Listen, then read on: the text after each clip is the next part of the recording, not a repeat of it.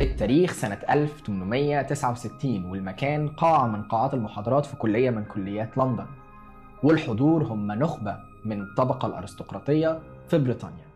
المحاضر بيسأل سؤال: هل من الممكن إن كلنا نكون أذكياء وأقوياء وفائقين الجمال من غير أي تشوهات جسدية أو نفسية؟ وعلى الرغم يا صديقي من إن مدة السؤال لا تتجاوز 3 أو 4 ثواني، لكنه هيكون سبب في نشأة نظرية هتغير نظرة العلم للإنسان وهتتعامل معاه على إنه مجرد فار تجارب.